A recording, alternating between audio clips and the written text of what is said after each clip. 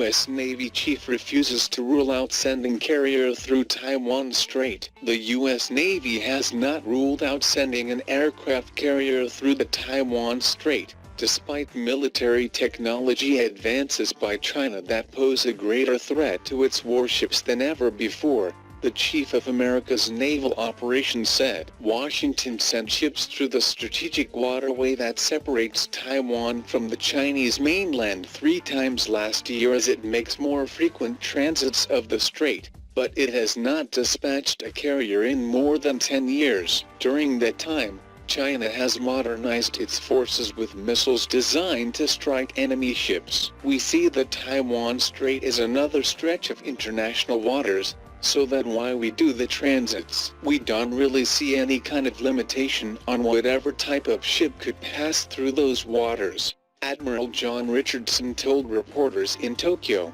When asked if more advanced Chinese weapons posed too great a risk, aircraft carriers, typically equipped with about 80 aircraft and crews of about 5,000, are key to the U.S. military's ability to project power globally. Taiwan rejects One China principle as support for independence rises. The Taiwanese Public Opinion Foundation released the results of their newest survey, revealing that only 25% of the Taiwanese public support the idea of one country, two systems, and 68% do not agree with China's One China principle. The poll also revealed that 47.5% expect some kind of Taiwanese independence to take place in the future. The results show a 12% increase in support for Taiwanese independence when compared to last month's results. TPOF suggested that recent threats by Chinese leader Xi Jinping had encouraged people who previously supported the status quo to move towards supporting Taiwanese independence. The survey also showed that 68% of respondents do not agree that China and Taiwan belong to the same China. Trump announces huge expansion of U.S. missile defense system. Donald Trump has announced plans for a huge expansion of U.S. missile defense with aim of destroying enemy missiles anywhere,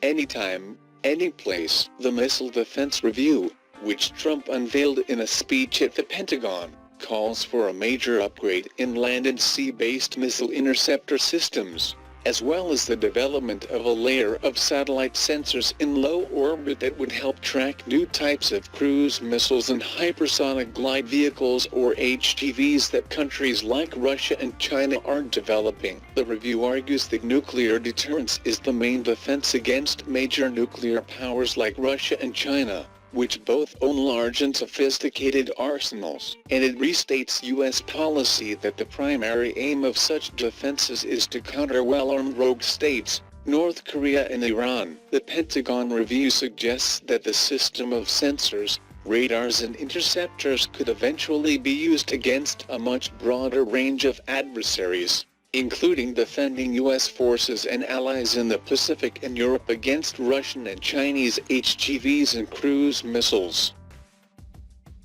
Thanks for watching. Please like, share, and subscribe. If you like the channel and want to support, please support on Patreon or PayPal. The details are given below in the description.